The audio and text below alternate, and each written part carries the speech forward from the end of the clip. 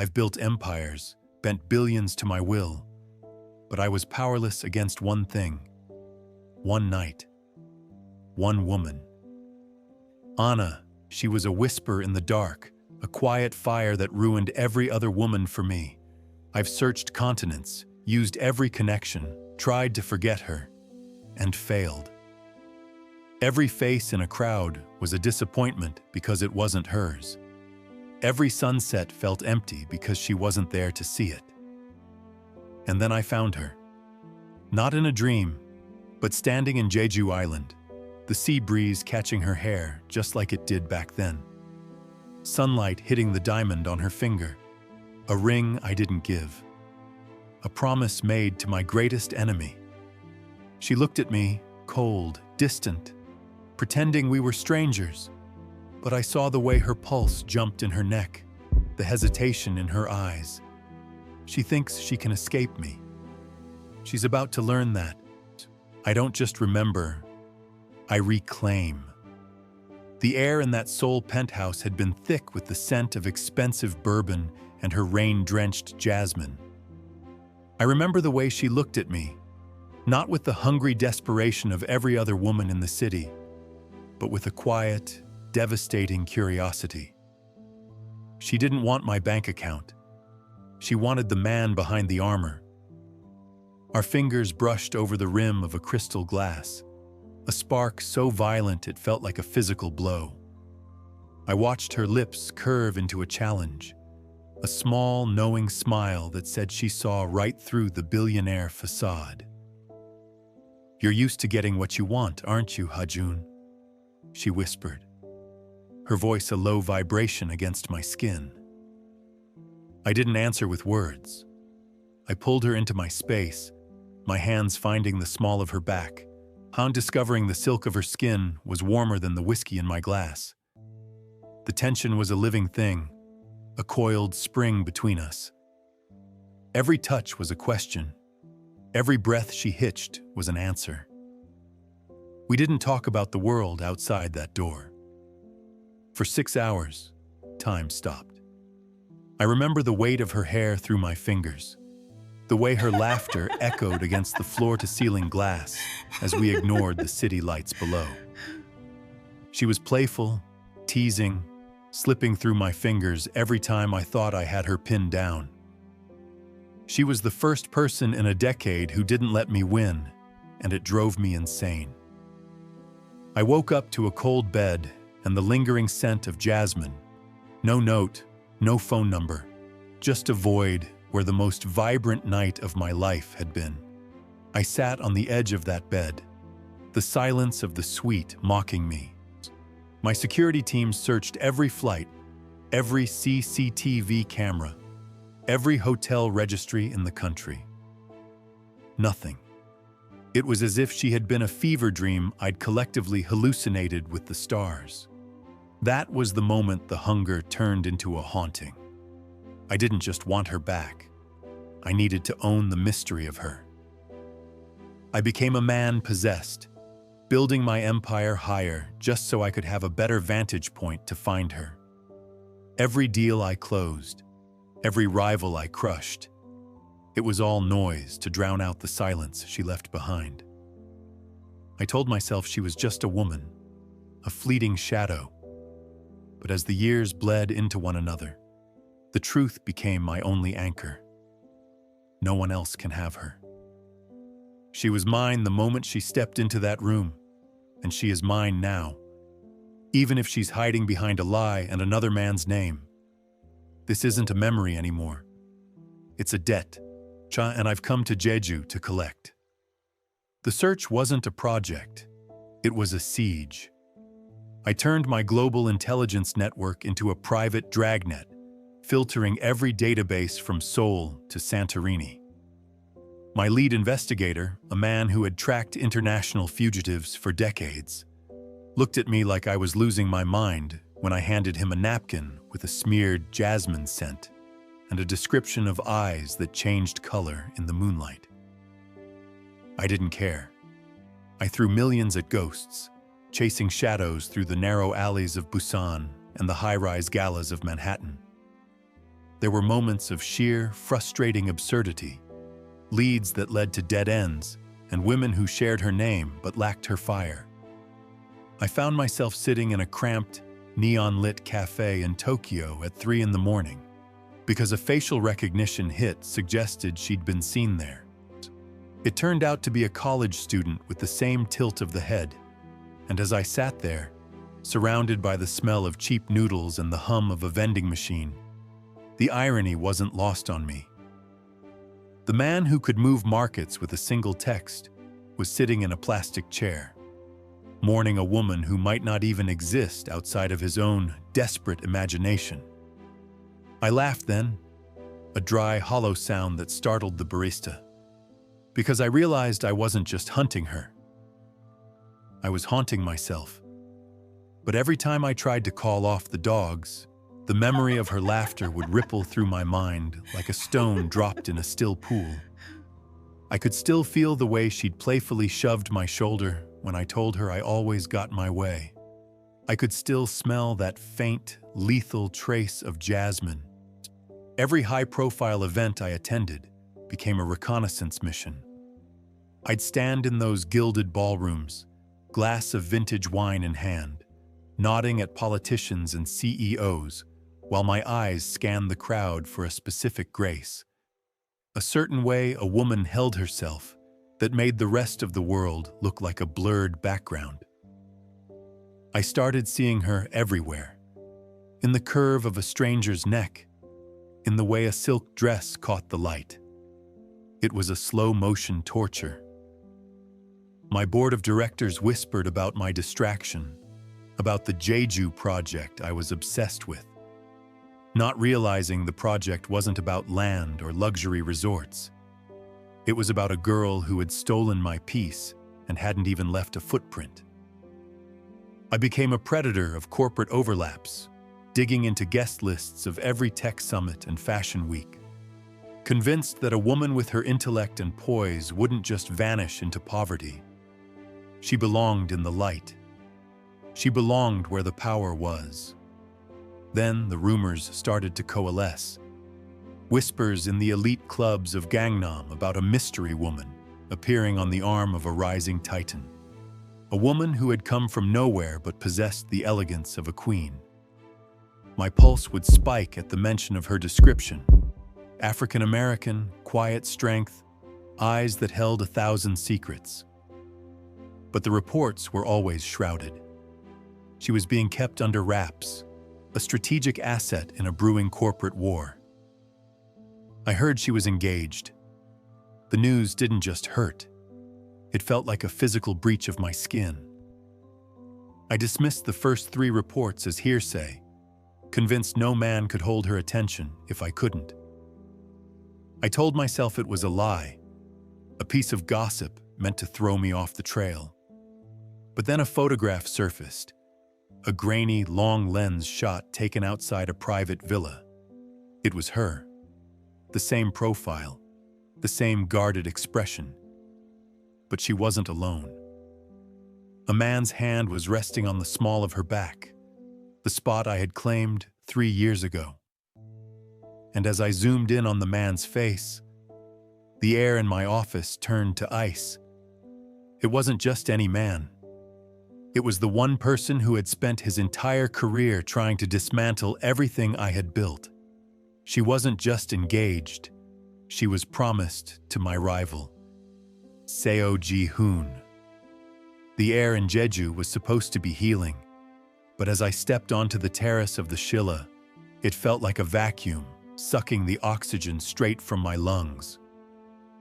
The resort was a fortress of glass and volcanic stone, crawling with the elite. But my internal compass didn't need a map. It spun, violent and unerring, until it pointed directly at the edge of the infinity pool. There she was. She wasn't a ghost anymore. She was a masterpiece in silk, a white, elegant dress clinging to her curves like a second skin, her features radiant against the backdrop of the turquoise sea. She stood with a poise that made every other socialite in the vicinity look like a frantic amateur. She was laughing, that low, melodic sound that had echoed in the hollows of my chest for 3 years. But she wasn't laughing at me. She was leaning into the space of Seo Ji-hoon, my rival, a man whose very existence was a calculated insult to mine. I watched the way she tilted her head, exactly 30 degrees, the same way she had when she teased me about my vintage scotch. I watched her hand rise to tuck a stray lock of hair behind her ear, a delicate, unconscious gesture that I had memorized during the blue hour of our morning in Seoul. The possessive roar in my blood was deafening. Every cell in my body screamed that she was an intruder in this man's life, a queen trapped in a pawn's gambit. Seeing his hand, his manicured, undeserving hand, hovering near the small of her back made me want to level the entire island. I didn't wait. I didn't strategize. I moved through the crowd like a predator through tall grass, the silver-tongued CEOs parting ways as they caught the lethal intent in my stride. The closer I got, the more the scent hit me. Jasmine. It wasn't just a memory, it was a physical assault. It was her. I stopped exactly 3 feet behind her. The sea breeze died down, as if the island itself was holding its breath for the collision. "Anna," I said quietly. I didn't shout. I didn't have to. She froze. It was a microsecond, a jagged break in her perfect, polished rhythm. Her shoulders tensed, the fabric of her dress straining against her skin, and for one heartbeat, I knew she was back in that penthouse with me. I saw the pulse in her neck hammer against her skin, a frantic, rhythmic betrayal of her composure. Then she turned. Her eyes were wide, clear, and utterly vacant of recognition. She looked at me the way one looks at a stranger who has tripped in public, with a polite, chilling pity. "I'm sorry," she whispered, her voice steady, though I could see the slight tremor in the hand she used to clutch her champagne flute. "I think you have the wrong person." The audacity of it was almost magnificent. I felt a dark, jagged laugh threaten to break through my ribs. After 3 years of my life, millions of won, and a sanity hanging by a thread, she was going to play the amnesiac? I looked at the diamond on her finger, Ji-hoon's brand, and then back to her eyes. She was good. She was better than I remembered. She was standing there, staring at the man who had tasted her skin, and acting like I was a telemarketer she was too polite to hang up on.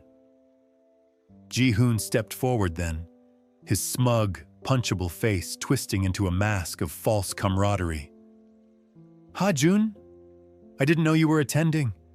I see you've met my fiancée, Anna Jeffrey." He reached out to draw her closer, and as he did, our hands brushed. A brief, accidental contact as I shifted to block his path. The static charge was electric, a jolt that sent a shockwave up my arm. I saw her breath hitch, her pupils dilating until the brown of her eyes was nearly black. She felt it. She knew. "Fiancé," I repeated, the word tasting like ash. I let my gaze linger on her lips, watching the way she bit her bottom one, a tell she clearly hadn't managed to suppress. "A pleasure, Miss Jeffrey. You'll have to forgive me. You look exactly like someone I used to know. Very, very well." I leaned in just enough for only her to hear the low, dangerous rumble of my voice. But she was a much better liar. She didn't flinch, but the hesitation in her eyes was enough. The game was on. She thought she could escape me by hiding in the arms of my enemy. She was about to find out that Jeju is a very small island, and I have never lost a war I decided to win. I watched them from across the gala, my drink forgotten, as I dissected the man who claimed to own her. Seo Ji-hoon didn't look at Anna like a woman. He looked at her like a line item on a balance sheet. He steered her through the crowd by the elbow, his grip too firm, his posture radiating a sterile boardroom dominance. Every time she began to speak, he'd interrupt with a polished anecdote, pivoting the conversation back to his latest merger. He wasn't showcasing a partner. He was displaying an acquisition. The sight of it turned my blood to liquid lead. In the penthouse 3 years ago, Anna had been a tempest, vibrant, challenging, and free. Now she was a ghost in a designer shroud. I saw the way she'd start to reach for a glass, only for Ji-hoon to murmur something about her limit and hand her a water instead. He was erasing her piece by piece, under the guise of protection. It was a calculated alliance, a union built on the cold masonry of family power, and she was the cornerstone being crushed under the weight. I made sure she felt my gaze. I didn't hide. I stood by the marble pillars, a shadow in a bespoke suit, letting my eyes rake over her until she had no choice but to acknowledge the heat. Every time Ji-hoon leaned in to whisper some corporate platitude into her ear, I stepped closer into her line of sight. I saw the way her fingers curled into the silk of her dress, the knuckles turning white. She was terrified of what I knew, but more than that, she was terrified of the way her own body was responding to my presence. The terrace is beautiful this time of year, isn't it? I intercepted them near the balcony, my voice a low rumble that cut through Ji-hoon's drone. I didn't look at him. I looked at her. I saw the flash of recognition she tried so hard to bury, a split second of raw, unfiltered longing that vanished as quickly as it appeared. "Ha-jun," Ji-hoon said, his voice tightening. "We were just leaving for a private dinner with the governors." "A shame," I replied, stepping into his personal space, forcing him to take a half step back. I reached out, my hand hovering just inches from Anna's shoulder, not touching, but close enough for her to feel the static of my skin. "The governor is a tedious man. I imagine Miss Jeffrey would find the moonlight much more illuminating." The jealousy was a living thing in my gut, a snarling beast that wanted to rip her away from his side and remind her of the night she'd screamed my name. I watched her eyes dart to Ji-hoon, seeking permission, seeking a cue. It sickened me. The Anna I knew didn't ask for permission. Later, I caught her alone for a heartbeat near the stone balustrade. The wind whipped her hair across her face, and without thinking, I reached out to brush it away. My thumb grazed the line of her jaw, just for a second. She didn't flinch. She leaned into it, a subconscious surrender that shattered her entire facade of ignorance. Her breath hitched, a jagged, broken sound in the quiet of the night. "You're shivering," I whispered, my voice thick with a possessiveness that bordered on a threat. "Is it the cold, Anna? Or is it the lie you're living?" She pulled away then, the mask of the billionaire's fiancé snapping back into place. But it was too late. I had seen the crack. I had felt the heat. She belonged to me in a way Ji-hoon could never understand, not through contracts or family names, but through the marrow of her bones. He could have the ring on her finger. I would have everything else. No one else was going to have her. I'd burn this island to the ground before I let him keep her in that cage. I didn't need a confession to know the truth. I just needed to follow the money. It took 1 hour and a single encrypted call to realize Anna wasn't a bride. She was a collateral asset. The engagement was a cold-blooded merger, a strategic alliance designed to save her family's legacy by tethering it to Ji-hoon's rising star. He didn't look at her with hunger. He looked at her with the calculating gaze of a man checking his stock portfolio. He didn't want her heart. He wanted the leverage her name provided in the upcoming board elections. I watched her during the charity gala the following night, a vision in shimmering gold that felt more like a suit of armor. She moved through the room with a practiced, robotic grace, nodding at the right times, smiling when the cameras flashed, but her eyes were dead. Every time Ji-hoon spoke for her, claiming her opinions as his own, I felt a low, vibrating growl in my chest. I saw the way she'd subtly pull her hand back whenever he tried to display her like a trophy. She wasn't just trapped, she was being erased. And then it hit me, a jagged realization that cut deeper than her denial. She wasn't protecting herself from me. She was protecting me from Ji-hoon. She knew his ruthlessness. She just knew he'd dismantle my empire if he thought I was a threat to his investment. Her silence wasn't a betrayal. It was a sacrifice. The thought made me want to roar, to grab her by the shoulders and tell her that I'd burn every billion I owned just to see her breathe freely again. At the corporate dinner, I sat across from her, my gaze a physical weight she couldn't ignore. When we passed in the resort's stone corridors, our shoulders brushed, a brief, electric collision that sent a visible shiver through her frame. I saw her struggle, the way she'd catch my eye in a mirror and hold it for a heartbeat too long before tearing herself away. She was trying to resist the pull of the past, but the gravity between us was too strong.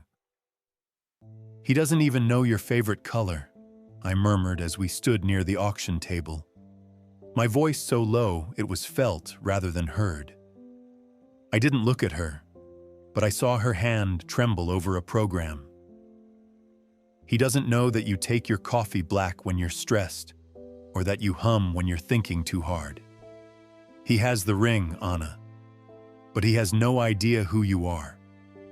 I felt her resolve cracking, a silent landslide behind her eyes. She leaned toward me just an inch, a subconscious reach for the only person who truly saw her. I could see her inner monologue screaming, "He always knows where I am. He always knows what I'm thinking." I wasn't just a ghost from her past anymore. I was the only reality in her world of lies, and I wasn't going anywhere until the cage was open and she was back where she belonged, in my arms, under my protection. Mine. The storm finally broke in the shadowed silence of the resort's private library. I didn't corner her. I simply existed in her space until the walls she'd built started to crumble. The scent of old paper and rain-drenched jasmine collided as I stepped into her golden circle of lamplight. I reached out, not to grab, but to claim, my fingers tracing the pulse that had been betraying her all week. "The lie is bleeding you dry, Anna," I whispered, my voice a dark velvet caress against her ear. "Look at me and tell me you don't feel the ghost of that night every time he touches you." She didn't pull away. Her breath hitched, a jagged, broken sound that shattered the last of her porcelain mask. "I never forgot," she confessed, the words a raw ache that stripped us both bare. "Every day for 3 years, I've lived in that penthouse. But Ji-hoon, he'll destroy everything you've built if I leave. I'm the price of your safety." The heavy doors swung open, and Ji-hoon stepped in, his face a mask of cold, corporate fury. He didn't look at Anna with concern. He looked at her like a piece of equipment that had malfunctioned. "Get away from him, Anna," he barked, his voice devoid of warmth. "You are an investment I cannot afford to lose. Remember the contract. Remember your family's debt." I stepped in front of her, my physical presence a shield he couldn't penetrate. I didn't need to raise my voice to dominate him. "You talk about debt, Ji-hoon, but you're bankrupt," I said, my tone a lethal, steady calm. "You hold a contract. I hold her heart. You can sue for damages, but you can't sue for a soul that was never yours to begin with. I turned back to her, ignoring the man who thought money was the same as power. I held out my hand, by an open invitation to a war I was more than ready to fight for her. I saw the moment she chose, the moment the fear died, and the fire I remembered returned to her eyes. She reached past the diamond on her finger, past the obligation and the shadows, and let her hand slide into mine. The connection was a physical explosion, a homecoming 3 years in the making. "I'm done being an asset," she said, her voice ringing with a reclaimed strength that made Ji-hoon look small. She wasn't just choosing a man, she was choosing her life. And as I pulled her flush against me, feeling the frantic, matching rhythm of our hearts, I knew the hunt was over. The reclamation had begun. The heavy silence that followed her defiance was the sound of a cage door swinging wide. Ji-hoon's face contorted, a mask of corporate vanity cracking in the face of a variable he couldn't buy or bully. But I didn't give him the satisfaction of a glance. I kept my eyes on Anna, watching the diamond ring hit the Italian marble table with a sharp, final click. It was the most beautiful sound I'd heard in 3 years. As she walked past him without a word, she wasn't just leaving a man, she was leaving a ghost behind. Outside, the Jeju moonlight turned the ocean into a sheet of hammered silver. We walked along the jagged volcanic cliffs, the wind whipping her hair into a dark, chaotic halo. I didn't rush her. I didn't need to. The frantic, predatory energy that had fueled my search for 1,000 days had finally settled into a deep, vibrating hum of satisfaction. I reached out, my fingers lacing through hers, and this time, there was no hesitation, no pulse of fear. Only the solid, grounding heat of a woman who had finally come home. 3 years, Anna, I murmured, pulling her into the curve of my side. I looked down at her, my thumb tracing the line of her lip, the same one she used to bite when she was nervous. But now, it was curved into a soft, genuine smile. "I should charge you interest for all the sleep I lost." She let out a low, melodic laugh that caught in the breeze, her dark eyes sparkling with the playful fire I'd first seen in Seoul. "A billionaire complaining about a little lost sleep? I thought you thrived on high-stakes gambles, Hajun." She leaned her head against my shoulder, her quiet strength radiating through the silk of her dress. "Besides, you're the one who spent millions of won on private investigators when you could have just checked the local jasmine festivals." "Don't get cocky," I teased, my voice dropping into a possessive growl as I tucked a stray lock of hair behind her ear. "I would have spent every cent in my accounts and burned every bridge in Korea to find you. You're lucky I'm a patient man." "Patient?" She arched a brow, stopping to face me.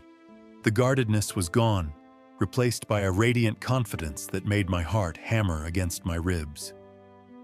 "You nearly took out a restraining order on the entire Jeju elite just to get 5 minutes alone with me."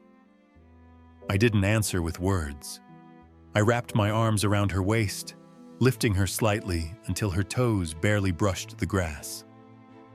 I buried my face in the crook of her neck, inhaling the jasmine and the salt air, feeling the tether between us tighten until it was unbreakable. "I love you, Anna," I whispered against her skin, the words feeling heavier and truer than any contract I'd ever signed. Not as an asset, not as a memory, as the woman who finally made me realize that power is worthless if you have no one to share the empire with. She pulled back just enough to look me in the eye, her hands framing my face with a tenderness that unraveled the last of my cold exterior. "And I love you, Hajun. Not for the billions, but for the man who never stopped looking for me, even when I was trying to stay lost. The night was ours, a private sanctuary built on the ruins of a war we had finally won.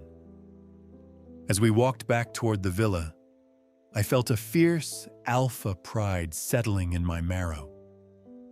Ji-hoon was a memory, a footnote in a story he never understood. I looked at the woman beside me, independent, fierce, and entirely her own, and I knew. I would spend the rest of my life protecting this fire. I looked out over the Jeju waters as the sun set, feeling her breath steady against my chest. 3 years of haunting, of cold beds and hollow victories, ended with this one quiet moment. She shifted, looking up at me with that same defiant, a beautiful spark. "You know," she whispered, her voice teasing even in the moonlight, "you're going to be a very expensive habit, Hajun." I tightened my grip, a slow, satisfied smile pulling at my lips as I kissed her passionately. "Good. I've always preferred the premium tier. The hunt is over. The ghosts are gone. Anna, mine, finally. And I'm never letting go."